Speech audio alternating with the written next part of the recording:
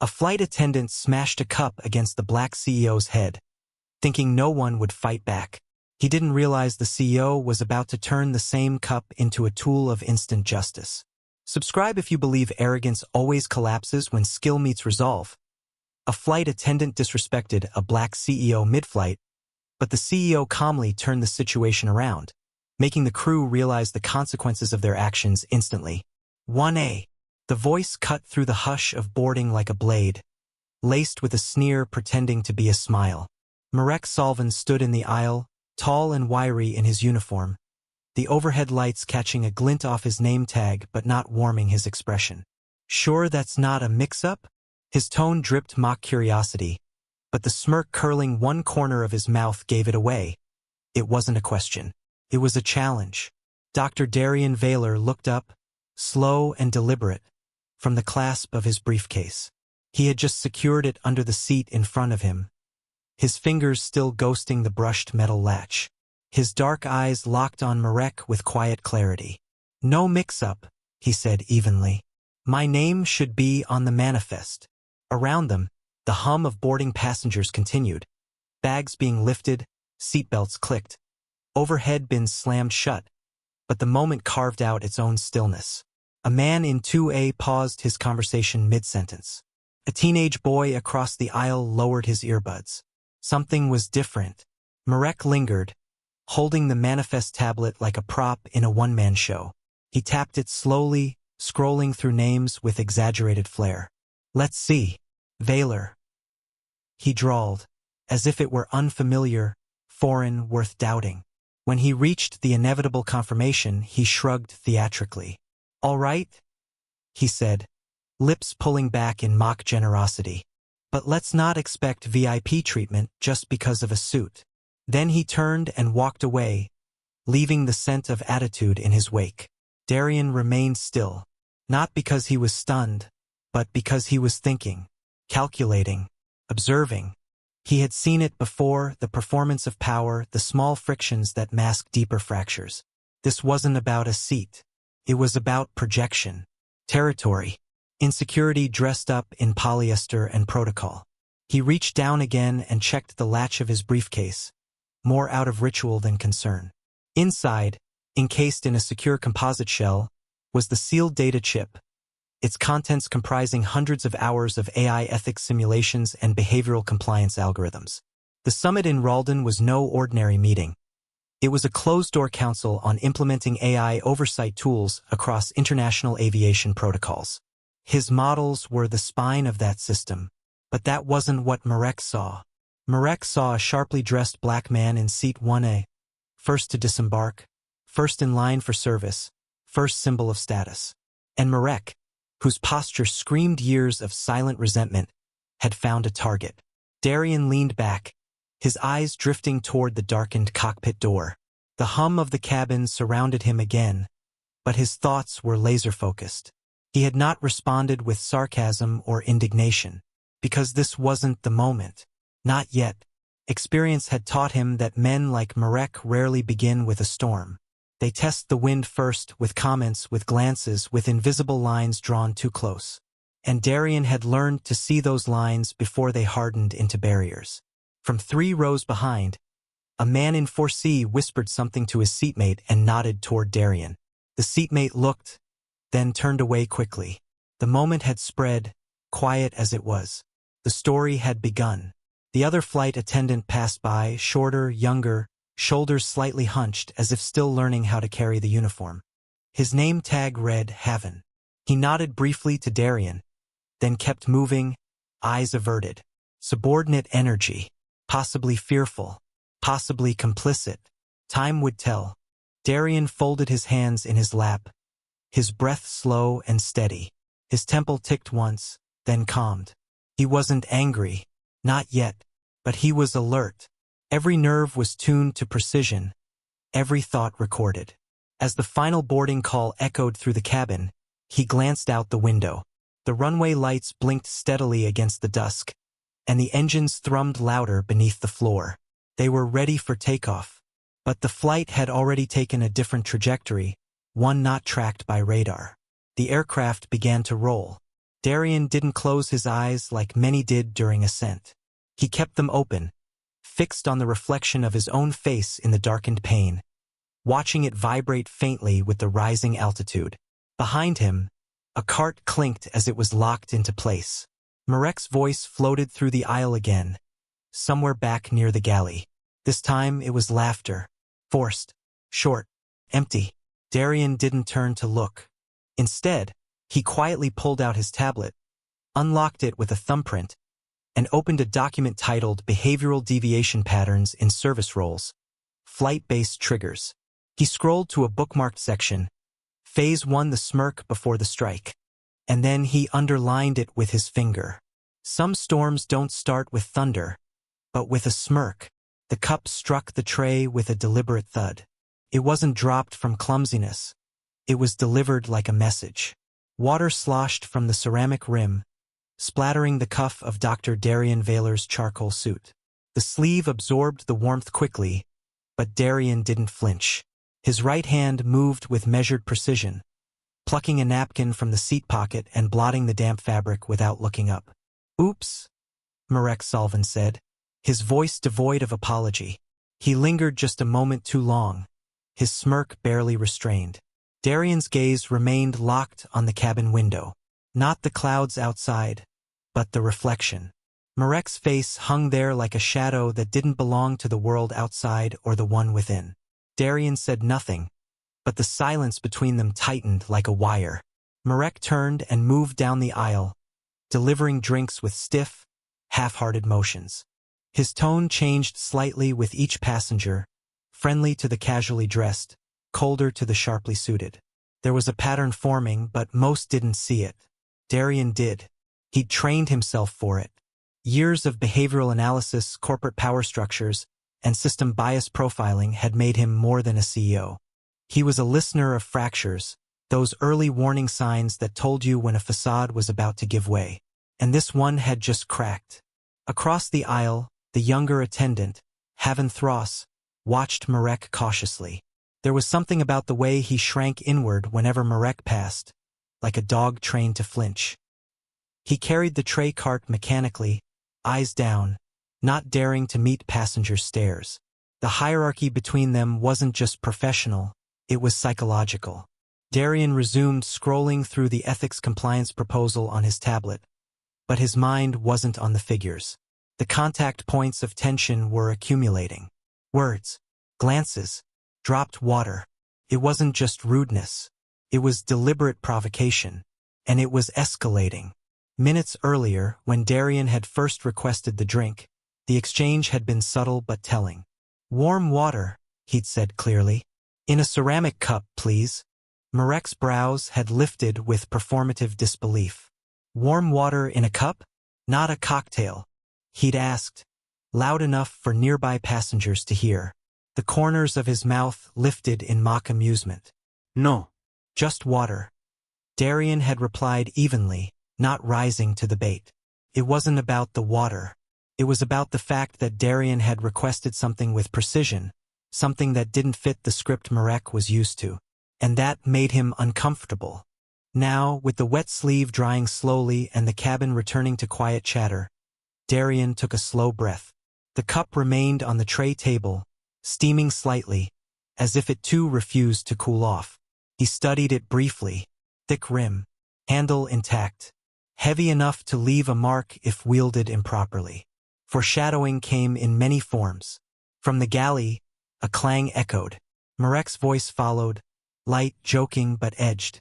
"Passengers these days think a suit entitles them to silver platters." Darien heard it. So did the man in 2C, who glanced toward Darien with an uncertain expression. Darien offered no reaction. He wasn't here to defend his seat with words. He'd chosen seat 1A for its strategic advantage, quick exit, first point of entry, observational scope. But he also understood its symbolism. The front, the top, the watched. Another minute passed. Then turbulence began, a soft ripple at first, the kind that made heads lift and belts tighten. The seatbelt light chimed on. Haven, barely making eye contact, walked the aisle to check latches and trays. Marek lingered farther back, leaning against the bulkhead, arms crossed. Darian's tablet pinged, a vibration alert tied to signal fluctuations. He tapped to pause the review. Outside, the clouds thickened. Cabin lights dimmed slightly, adjusted for the cloud bank. He turned to take a sip from the cup. The ceramic was warm, smooth, simple. But Darian wasn't thinking about tea anymore. He was thinking about temperature thresholds, how long pressure builds before an incident is triggered. His research had shown that power, when threatened, rarely erupts in fire. It leaks, cracks, and sometimes it drops a cup on your sleeve. He looked up just as Marek began walking forward again, his gait loose but calculated, his eyes scanning the cabin not like a servant, but like a man inspecting his domain. He stopped beside Darian's row. "I'd buckle up," Marek said with a grin that didn't reach his eyes. "Turbulence gets funny up here." Darian met his gaze directly for the first time since boarding. "Turbulence isn't always caused by wind." Marek leaned down, closer than necessary. His tone suddenly hushed and sharper. "You know, men like you always think a suit protects them. But we're in the air now. No boardroom here." Darian didn't blink. His voice was low but unshaken. "I protect myself with principle, not fabric. You may want to sit down before turbulence exposes something about you too." The grin on Marek's face faltered. For a split second, something slipped, uncertainty, maybe even resentment, but it vanished as quickly as it came. He straightened and walked off, not responding. Darian resumed his posture, calm and upright, but the tension inside him was no longer subtle. The game had changed. The provocation had shifted into a test of will, and the cabin felt colder because of it. He placed the napkin gently over the water stain on his sleeve, not to hide it but to mark the moment. A flag in silence. Somewhere behind him, a tray clattered again. Passenger muttered. Haven's voice, quiet and unsure, tried to smooth things over. Darian didn't turn around. He wasn't spilling water, he was testing boundaries. The ceramic cup struck the side of Darian's head with a sickening crack, sharp enough to silence half the cabin mid-breath. The sound wasn't muffled by turbulence. It wasn't disguised by a stumble. It was deliberate, clean, and unmistakable. Liquid sprayed briefly from the half-filled cup as it snapped against bone, and then shattered against the armrest, shards spinning across the aisle like discarded evidence. Darian's head jerked slightly from the impact, but he didn't cry out. A thin, almost elegant ribbon of blood began to slip down his temple, weaving its way toward his jawline like a line of ink on a page that could no longer be rewritten. Passengers froze. A man 2 rows behind let out a soft whoa, followed by a hushed rustle as seatbelts unbuckled and heads turned. Across the aisle, a teenager raised his phone, already recording. But Darian didn't move at first. He sat, one hand resting loosely on the tray table, the other rising slowly to touch the side of his head. His fingers came away red. He blinked once, but his eyes didn't widen. They narrowed. Marek Salvin stepped back theatrically, hands lifted like a stage actor pretending innocence before a final act. "Oh, turbulence!" he exclaimed loudly, twisting his mouth into an expression of fake concern as he glanced toward the cockpit curtain. "Must have hit a pocket." But the plane was level, smooth. Not a single tray had rattled. Not a single passenger had jostled. The only tremor in the cabin had come from Marek's hand, driven by some mix of arrogance, resentment, and the kind of rage that disguises itself as superiority. Darian turned his head slightly, slowly, looking up at the flight attendant through eyes that were no longer simply observing. They were measuring. A few feet away, Haven Thross, the younger attendant, peeked from behind the beverage cart, eyes wide, lips parted but silent. He didn't move. Darian rose. The action was deliberate, not rushed, not threatening, but powerful in its restraint. His frame unfolded from the seat like a mechanism clicking into place, calm, contained, unflinching. He reached down without looking and retrieved the largest shard of ceramic that had bounced against the carpet. The edge gleamed under the overhead light, wet from the remaining water and faintly tinged pink from blood. He gripped it not as a weapon but as a message. Marek's smirk twitched. Darian stepped forward. "Let me be very clear," Darian said, his voice low, articulate, steady as granite. "This was your line." And then, in one precise motion, no hesitation, no chaos, he lifted the shard and swiped it in a swift, diagonal arc across Marek's right eyebrow. It wasn't a wild slash. It was surgical, controlled, and effective. The shard didn't pierce deep, but deep enough. Marek let out a sharp cry, staggering back and clutching his face as blood began to pour across his cheek and into his eye, blinding him. Gasps erupted across the cabin. Some passengers stood. Others reached for phones. One man shouted, "We saw everything." A second yelled, "He struck him first." The cabin had turned from a silent theater to a courtroom with no walls. Marek stumbled toward the jump seat, muttering incoherently about accidents and misunderstanding. But the blood told a different story. He tried to wipe his face with his sleeve but only smeared it further. His authority, his smug control, was dripping down onto the floor. Darian didn't flinch. He turned, glancing toward the cockpit curtain. His hand released the shard, letting it drop gently into an empty service tray like discarded evidence at the end of a demonstration. Then, calmly, he walked forward. A path opened between seats as passengers moved aside instinctively, not out of fear, but out of respect. The same way one might move for a surgeon walking toward the operating table or a judge returning to the bench. As Darian reached the front galley, Haven stepped in his way, breath shallow, hands slightly raised. "Sir, please, you can't go in there," Haven said, his voice weak, unsure whether he was enforcing protocol or begging for a moment to reset reality. Darian didn't raise his voice. He didn't need to. "I need access to the pilot," he said. Haven didn't move at first. He looked at Marek, then at Darian. Then at the growing line of passengers now standing, some filming, some shouting for someone to call the authorities. One elderly man pressed the emergency call button on his seat. Another opened the console menu to trigger a crew report alert. Behind the curtain, warning lights blinked silently on the cockpit panel. The captain had already seen them. Darian stood unmoving, blood still on his temple, hands clean now, eyes sharper than when he boarded. This wasn't a man in rage. This was a man who had just drawn a line through the sky. This wasn't turbulence. It was declaration. Darian sat still, his fingers pressed against the warm trail of blood running down his temple. The cabin fell into a stunned hush. The sharp sound of ceramic shattering had startled even the hum of the engines into the background.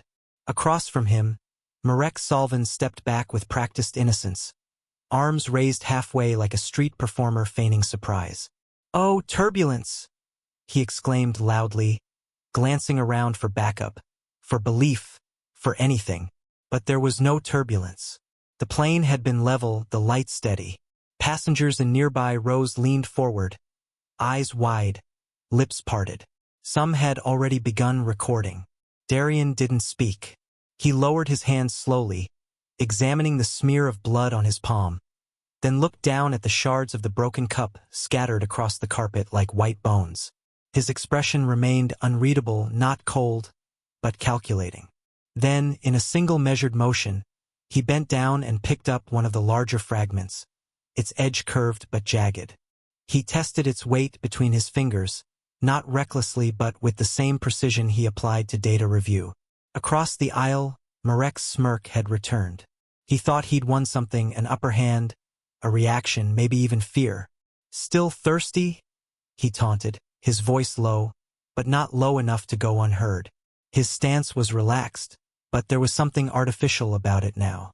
A flicker of unease passed behind his eyes. Darian stood. No raised voice, no trembling hands, just deliberate, exact motion. Passengers turned as he took 2 steps forward. Marek tensed but didn't move. He expected outrage, screaming, maybe even a report. But not this. Darian stopped inches from him, and with a calm voice that carried louder than any shout, said, "This was your line, And then, with a movement so quick it escaped several blinks, he arced the ceramic shard in a swift, brutal slash, not to kill, not even to truly maim, but to mark. The sharp edge sliced through Marek's right eyebrow, leaving a clean red line that instantly welled with blood. Marek's mouth opened in a soundless gasp before his hand shot up to his face. The blood came fast, dripping into his eye and down his cheek like a signature written in crimson. He stumbled back into the aisle, knocking into a beverage cart. His breathing grew frantic as the pain hit, the reality setting in. He stammered, but words failed him. Haventhross, the junior attendant, rushed forward, his hands out as if he could rewind the last 10 seconds. "Sir, please, everyone, remain seated, stay calm." His voice cracked as his eyes darted between the blood on Darian's temple and the deeper wound now marring Marek's face. Passengers were already out of their seats. Phones were raised. Someone from row 2 shouted, "We saw what happened. He was hit first." Another from behind echoed, "That guy snapped a cup on his head. We caught it all." The chaos had begun. Darian didn't flinch.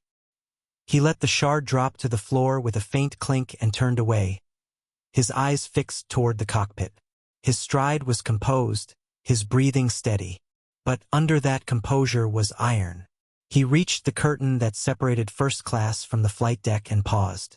"I need access to the pilot," he said. Haven stepped in front of him, visibly shaking now. "Sir, I can't, please wait here, protocol." Darian didn't push him. He didn't have to. The weight of what had just occurred was already moving faster than him. Somewhere behind them, a passenger had triggered the emergency crew report button embedded in the armrest, sending a silent alert forward. Darian stood still, blood still dripping near his ear. The aisle now filled with murmurs, lights, and the unmistakable current of justice beginning to churn.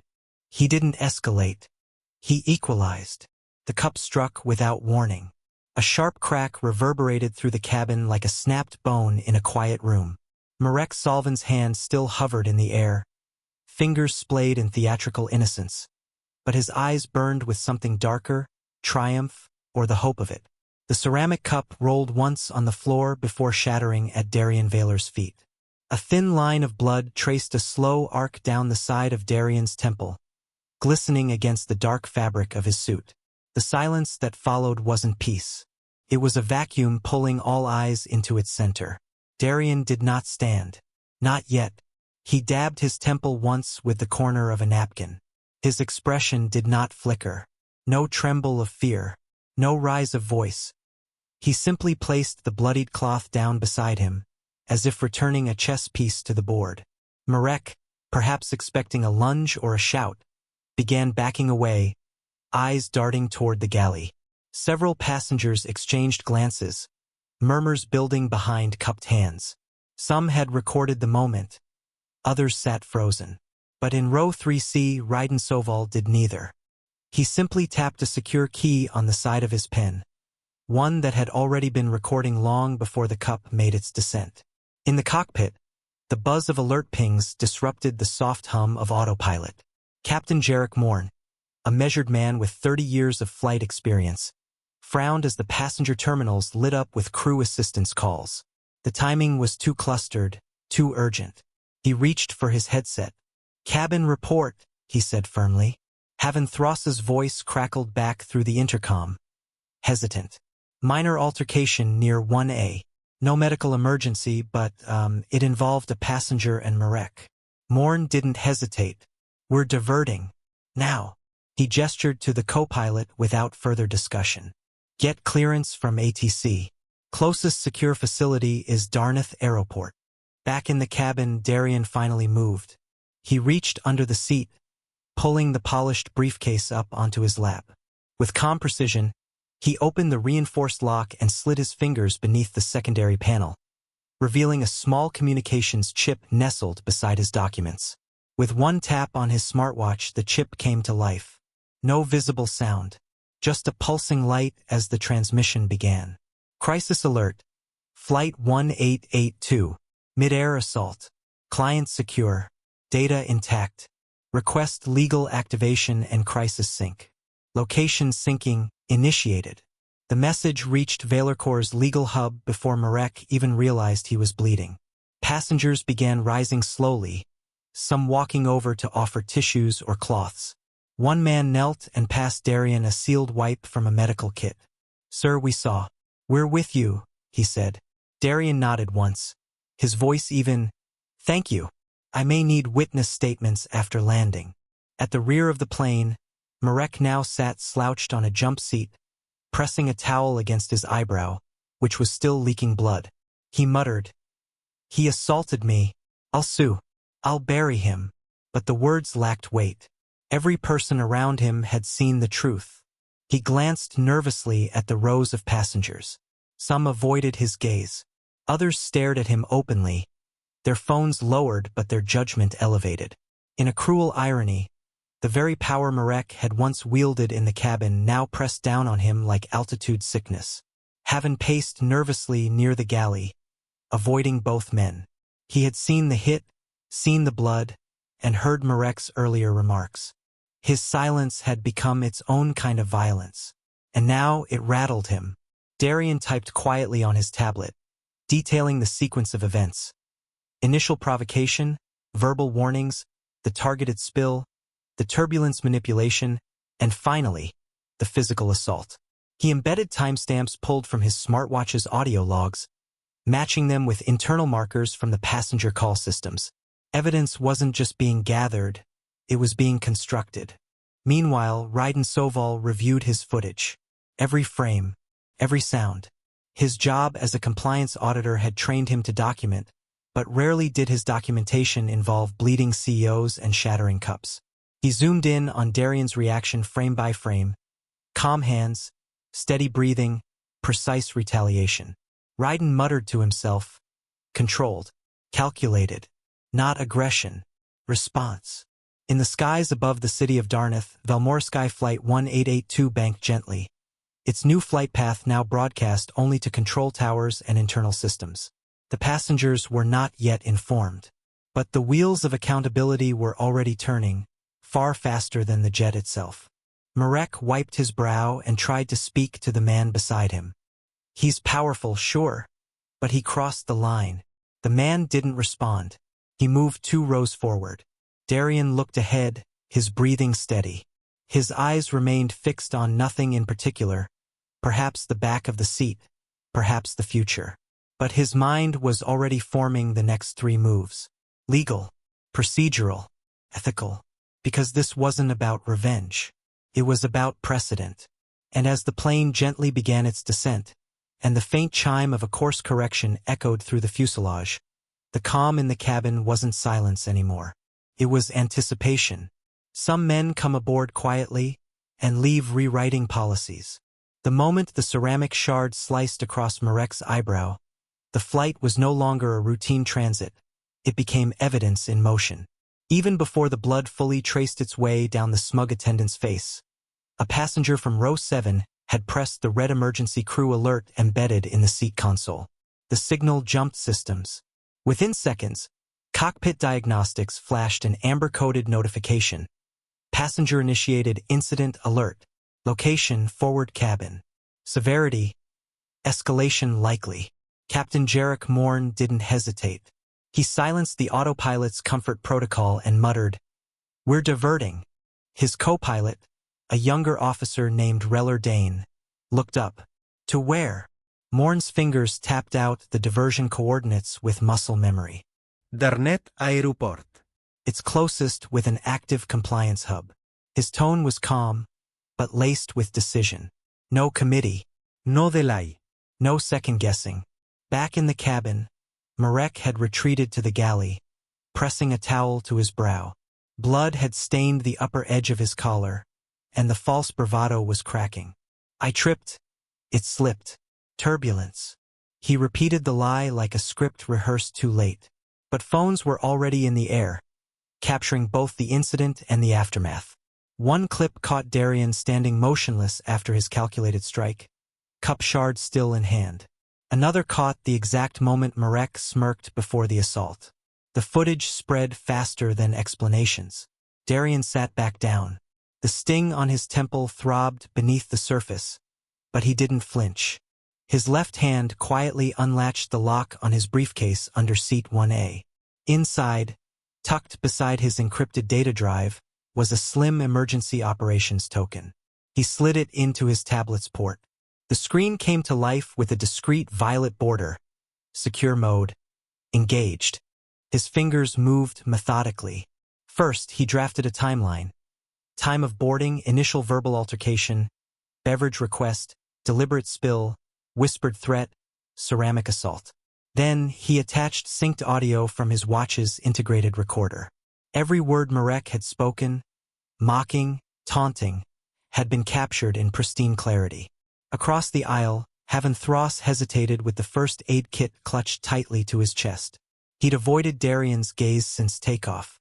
But now, with his superior bloodied and muttering, the chain of command felt hollow. Slowly, Haven crossed the aisle and knelt beside Darien. I have antiseptic, he offered, voice brittle. Darien looked down, assessing him.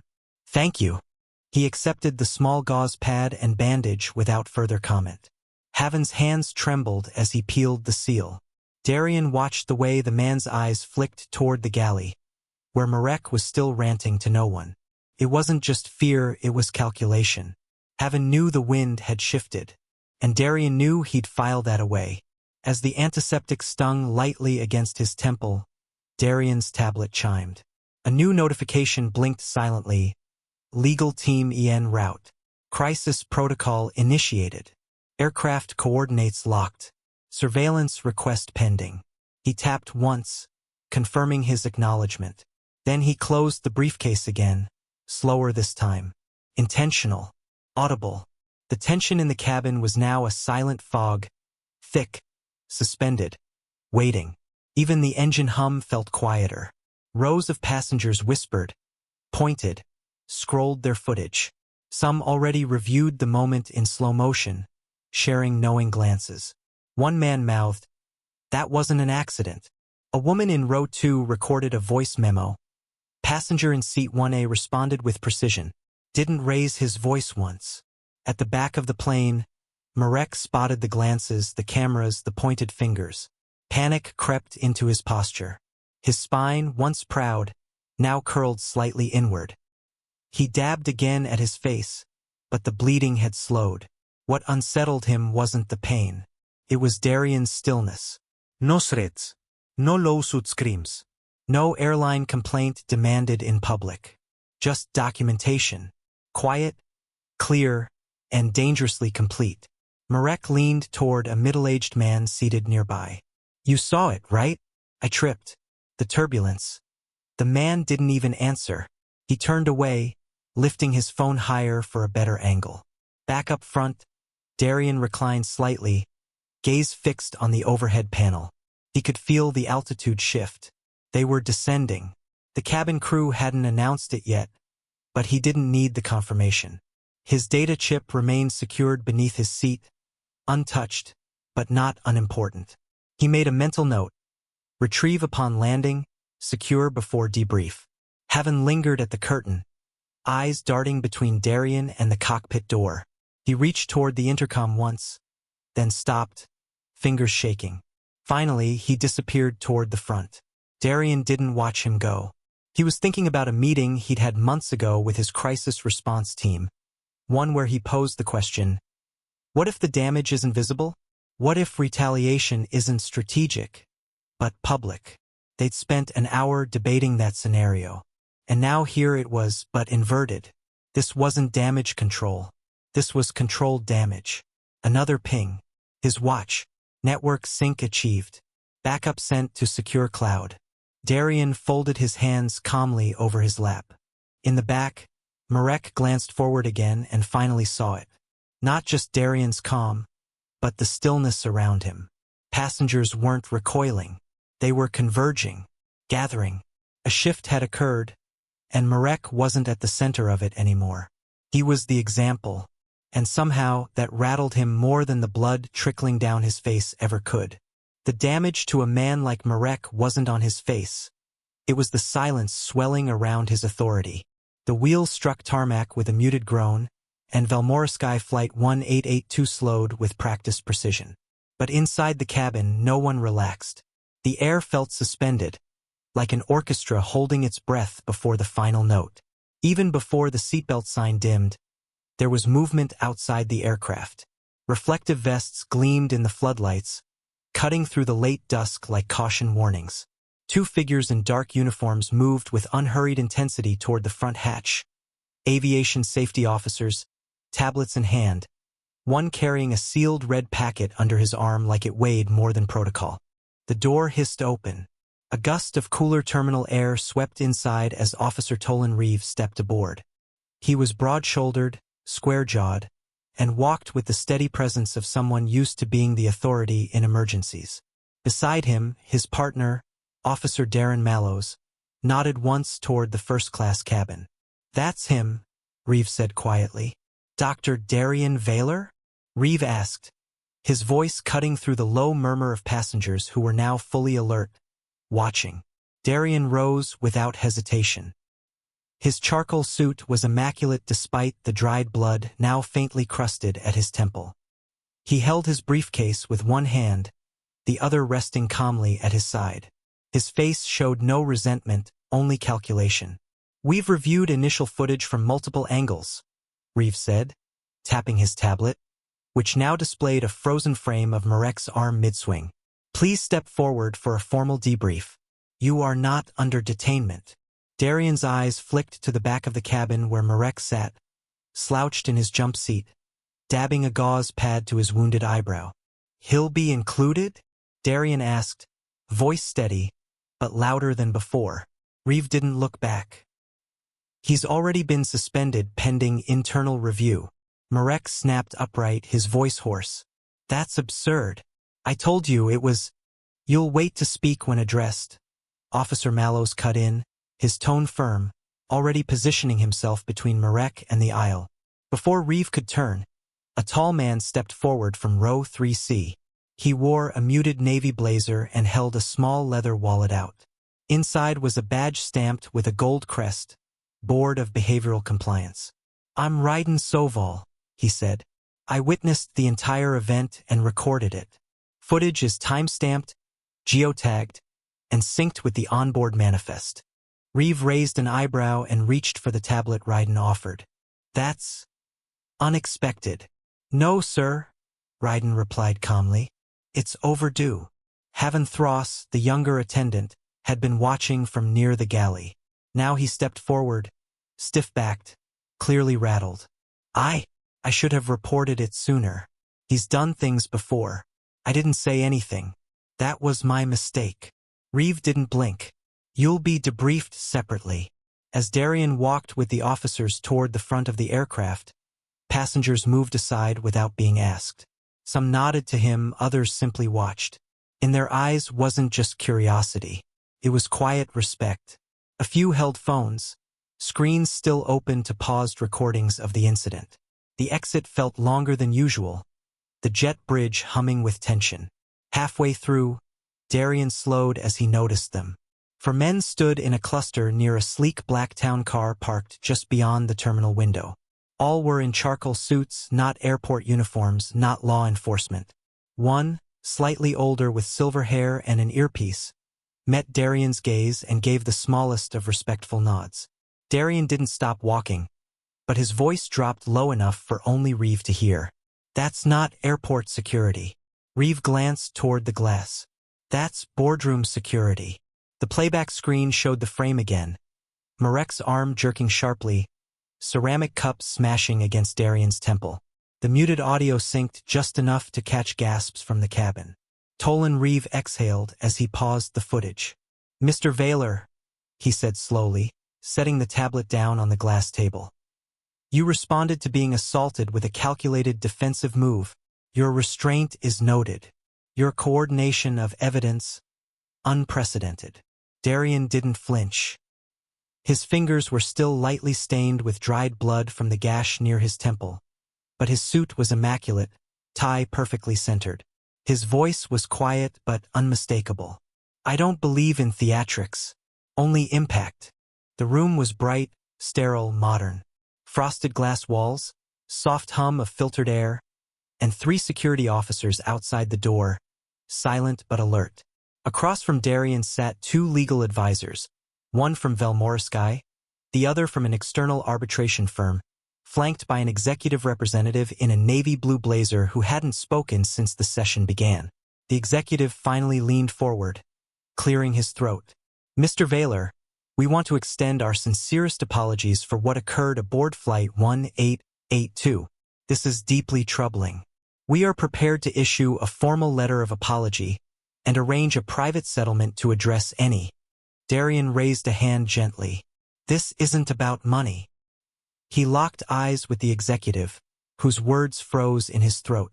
It's about setting the right precedent, Darian continued, and setting it publicly.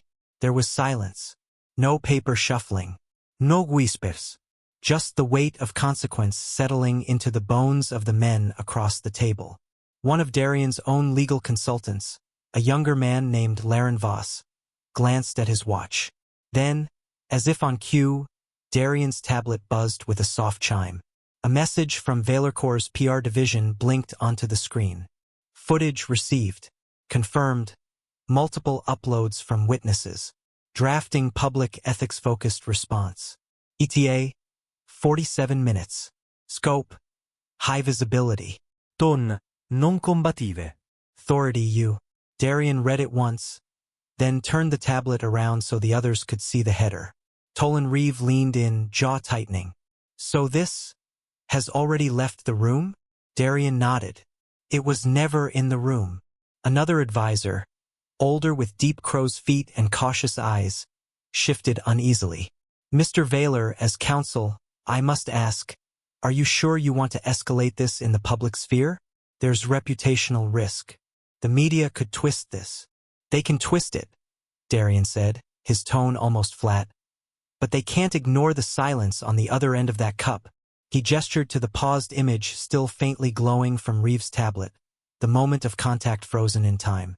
And that silence is theirs, not mine. The Velmorisky executive shifted in his chair, fingers tapping an anxious rhythm on the table's steel edge. We are willing to engage in private arbitration confidentially. We can increase the compensation amount significantly if you'd prefer to keep this less disruptive. Darian didn't blink. I didn't board that flight to disrupt anything, but your employee did. The words were clean, exact, like surgical incisions. Just then, the door clicked gently open. A junior attendant stepped inside with a sealed folder. Mr. Reeve, your compliance packet from the airport tribunal. They've asked for preliminary recommendations. Reeve accepted it without a word and gave Darian a long look. Darian returned it with a calm steadiness that felt almost unfair in how composed it was. You're about to be not just a passenger, one lawyer murmured, looking over the footage again, but a catalyst. Darian's gaze didn't move from the paused video. The flickering frame reflected faintly in the glass wall behind him, a picture of assault, but also of restraint, of preparation. He didn't smile. He didn't gloat. He simply said, then let's get to work. If they wanted quiet compliance, they chose the wrong seat for confrontation. The attendant laughed, confident his attack would intimidate, unaware that every movement had been anticipated, every reaction calculated, and that the cabin was about to witness precision in action. If you believe cruelty under privilege always folds when courage and strategy collide, hit subscribe now, because justice never hesitates. The footage hit the airwaves like a seismic tremor, silent at first, then impossible to ignore. Across national broadcasts, news tickers lit up with the headline, CEO attacked mid-flight, responds with composure and reform. The video began just after the ceramic cup cracked against Darian Vaylor's temple. The sound was unmistakable. The gasp from passengers, the arc of blood, then his stillness. Darian's calm was surreal in motion. No yelling, no panique. Just a deliberate bend, a slow grip on the jagged shard. The moment he stood, the camera caught the subtle shift in air. The passengers weren't just watching a confrontation. They were watching control itself change hands. And when he sliced cleanly across Marek's eyebrow and stepped back, Every viewer saw what restraint looked like when precision replaced rage. In studios and comment sections, reactions ranged from stunned admiration to unsettled awe. Commentators highlighted not just the attack, but the unusual clarity of Darian's response. He didn't react like a victim, one ethics analyst said during a primetime segment. He responded like a man trained not in violence, but in consequences. Another remarked, "This wasn't an outburst. It was a correction." Within 48 hours, the Aviation Ethics Bureau announced a formal inquiry. They weren't just investigating Flight 1882. They were opening the files on Velmorovskai's entire personnel structure. Hiring logs, Complaint archive. conflict debriefs. Suddenly, names were resurfacing. Passengers who had lodged soft complaints about crew mistreatment, only to be met with silence. Marek Salvin's file was of particular interest. Hidden deep in the HR system were 4 prior incidents marked informally resolved. One involved an elderly man denied water. Another, a disabled passenger publicly mocked. None had made it to tribunal. Now all were reopened. Darian declined television interviews. When a media team approached him in the Valorcorps lobby, he politely referred them to his office's written statement. "We are cooperating fully with aviation investigators. The integrity of in-flight behavior is not about visibility, it's about accountability. I chose silence in the moment to protect dignity. But silence should never protect misconduct." The language was measured, the tone exacting. The statement spread just as quickly as the video. University professors in business ethics began citing it in lectures. One lecturer paused mid-class and pointed to the screen, saying, "This is how you weaponize restraint. This is how leadership doesn't flinch." But what captured most imaginations wasn't the strike. It was the symbol that followed. The cup. That shattered, water-streaked ceramic cup became emblematic. In editorial panels and corporate training sessions, the image was projected on screens beside quotes from Darian's statement. One in particular became a refrain. "What's broken can still reveal truth, if used correctly." Analysts, CEOs, and crisis managers alike adopted it as shorthand for ethical composure. HR departments began asking, "Are we managing this like Flight 1882? It became a code. At Velmorovsky, internal damage control spiraled. Whispers of terminations, hush payments, and executive reshuffling buzzed through terminals and boardrooms. Some tried to frame the event as an isolated conflict. But the public wasn't buying it. Too much had been captured. Too many eyes had watched Darian hold his temple, rise, and draw a line, not in rage, but with clarity. Darian's own legal division was quiet, by design.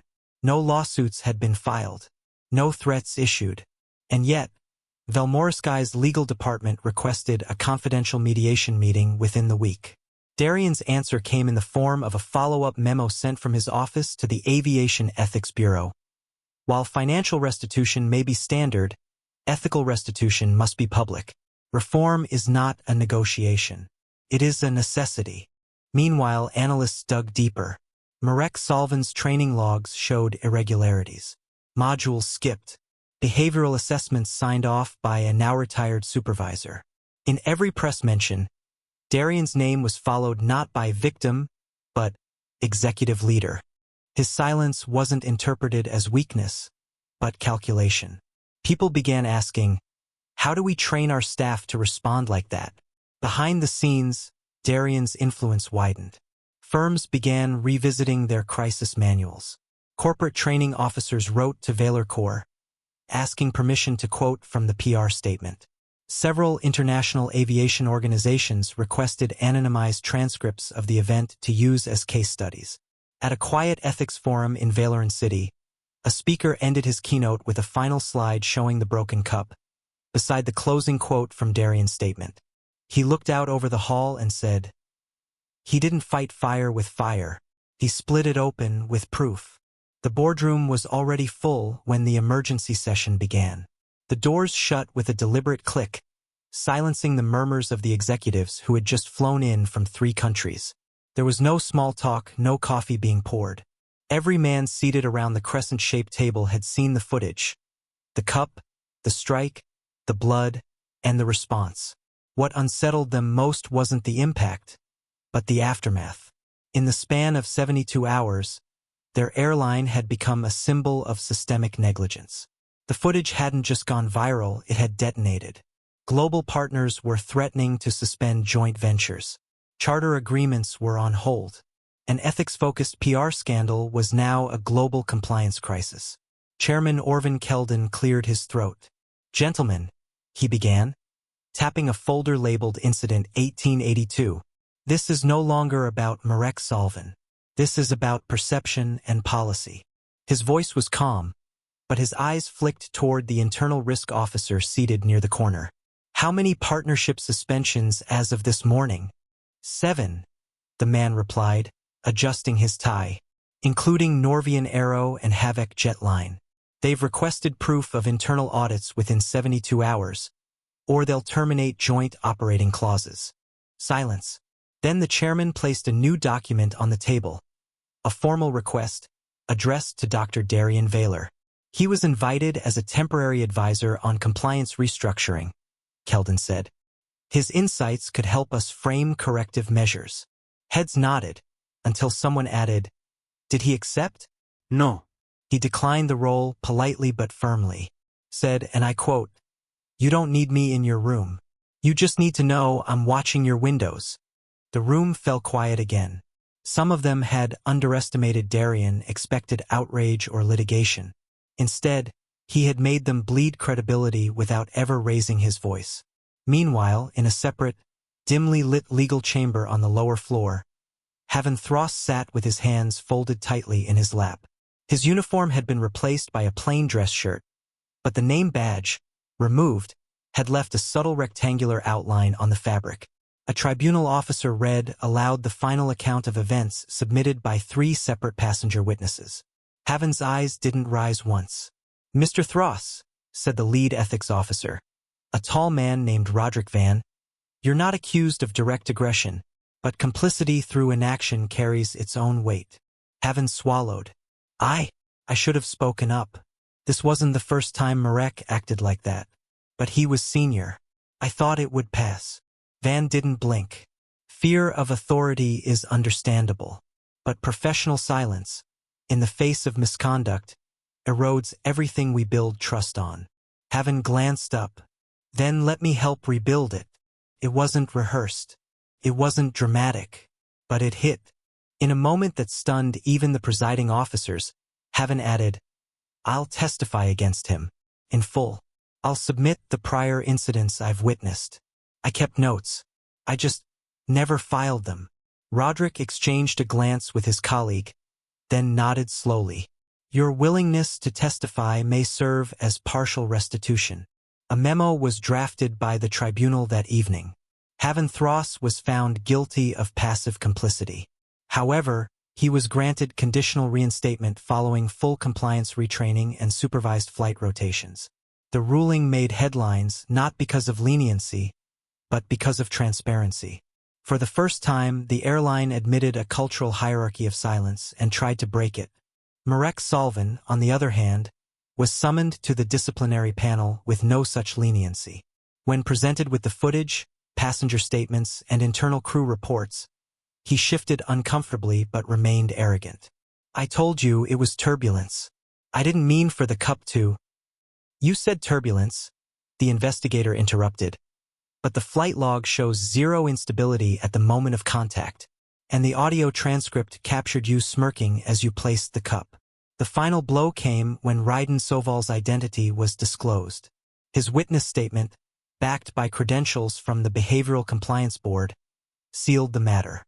That afternoon, Marek's termination was issued, not quietly, not internally, but with a formal HR bulletin circulated across the Velmorsky network.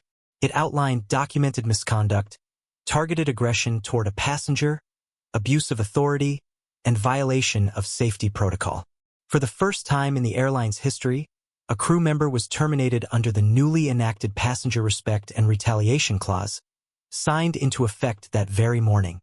Darien received the memo in his inbox as he left a strategy meeting at Valercourt. He read it once, then archived it without comment.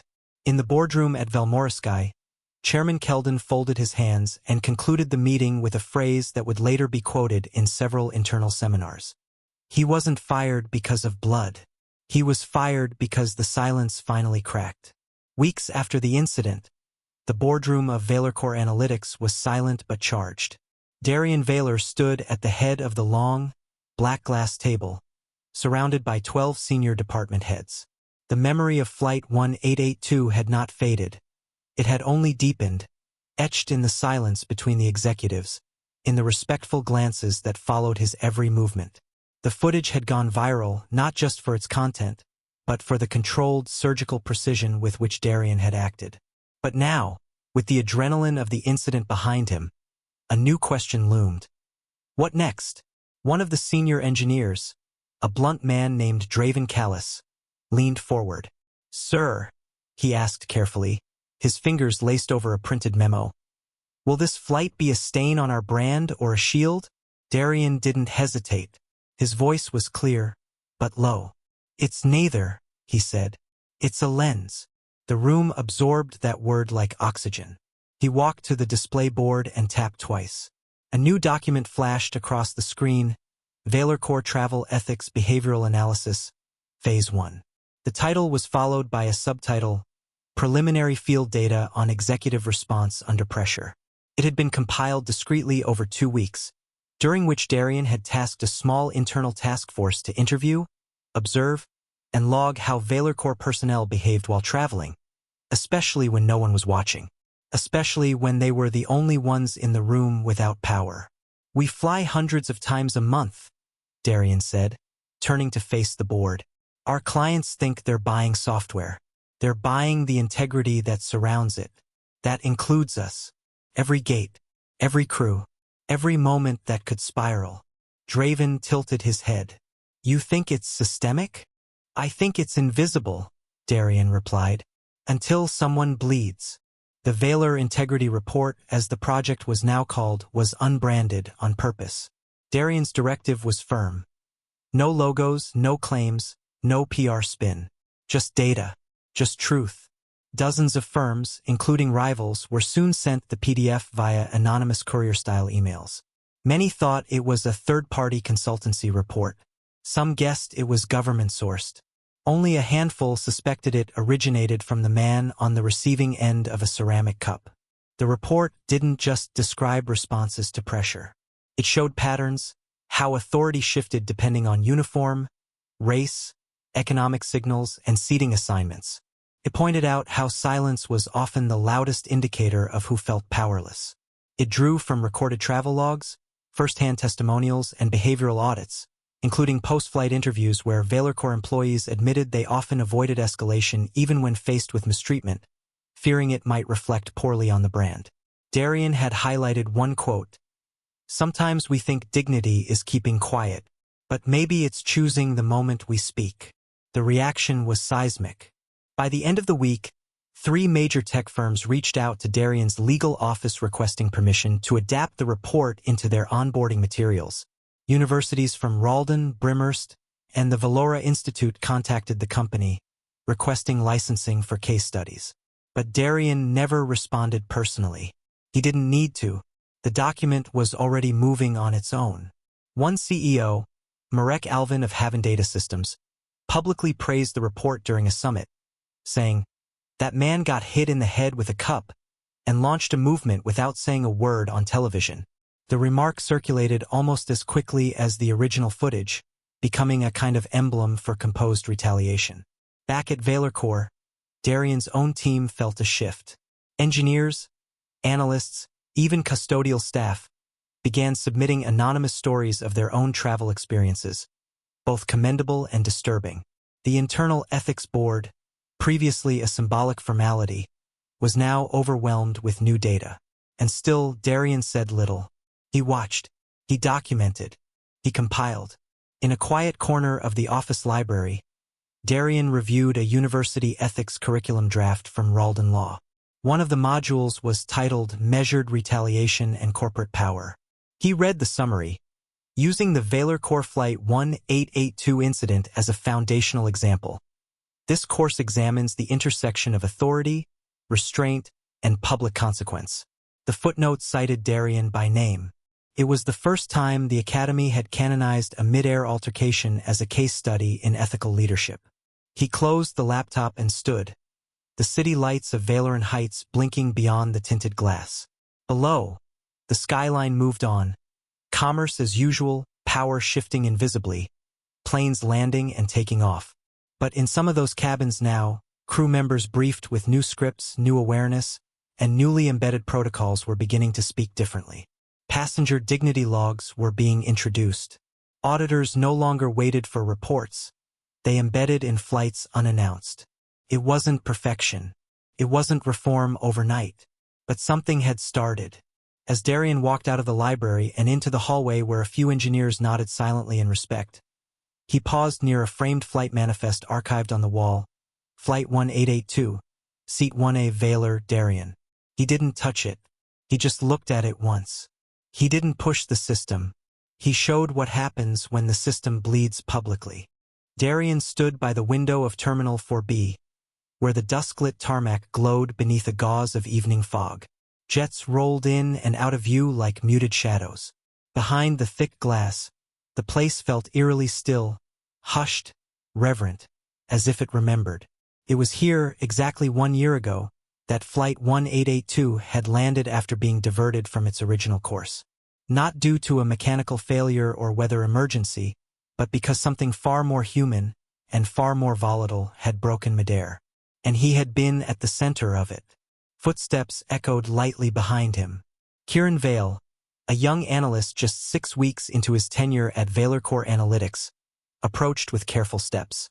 His navy slacks still had the creases from being dry cleaned that morning, and his ID badge was clipped perfectly to his breast pocket. "Is it true you never raised your voice?" Kieran asked, barely above a whisper, as if the walls might still be listening. Darien didn't turn at first. His gaze remained fixed on a faint red light blinking in the distance, part of a runway control beacon. Then slowly he nodded once. "Power doesn't shout," he said, voice low but sharp. "It listens for where silence is loudest." Kieran was quiet for a beat. Then he stepped beside him and followed Darien's gaze. "It's strange, sir, seeing it like this. Clean. Normal. Not like in the footage." Darien finally looked at him. Places rarely carry the memory of impact. People do. Systems do. There was movement beyond the lounge. Staff in crisp uniforms rehearsing safety scripts, moving through procedural drills with subtle urgency. Darien recognized some of it. Not because he'd read a memo, but because he'd written the language that reshaped their policies. After the incident, the airline had implemented sweeping reforms. All flight attendants were now required to undergo quarterly de-escalation training. Every long-haul flight carried at least one embedded third-party ethics auditor, and anonymous passenger behavior review logs were accessible at any terminal kiosk by scanning a boarding pass. It hadn't just been cosmetic. It had been structural. "Sir, I read that they changed the pre-flight announcements too," Kieran added. "Added a line about silence?" Darien nodded again. "Your safety, dignity, and silence matter. That's how it reads now." A brief silence passed between them. Then Kieran cleared his throat. "They say you never filed a lawsuit, never asked for a settlement. Why not? You had enough evidence to bury them." Darien's brow shifted, but his tone didn't. "Because I wasn't interested in making them bleed. I wanted them to change where they breathe." He stepped away from the window and walked toward a nearby pillar, running his fingers over the smooth metal edge. It reminded him of the curve of the ceramic shard he'd held in his palm that day. Cold, sharp, inevitable. But even that shard had been relinquished to authorities. He hadn't kept a single souvenir, not even the bloodstained sleeve. Yet the memory lived, not in what was preserved, but in what had been altered because of it. "They installed a new type of surveillance system," Kieran said suddenly, remembering something he'd read in the Internal Reforms Digest. "Flight behavior monitoring, using soft AI cues for crew tone shifts and passenger stress recognition." Darien glanced back. That was part of the original simulation package I carried on that flight. Kieran's eyes widened. The one in the sealed chip? Darian nodded once more. It wasn't just about watching people. It was about seeing what happens when authority thinks it won't be watched. The overhead speakers cracked gently to life, announcing the final boarding call for a flight to Velmora City. Neither man moved. The weight of that place, that moment in history, pressed down gently but unmistakably. Kieran looked at Darian, this time not as an intern eager to impress, but as someone suddenly aware of what true influence looked like. Most people would have shouted, he murmured, or sued, or gone on television. Darian offered the faintest smile. I never needed a spotlight. I just needed the right shadow to cast it. As they began walking toward the security exit, Kieran asked one final question. What would you have done if the world hadn't responded? Darian didn't hesitate.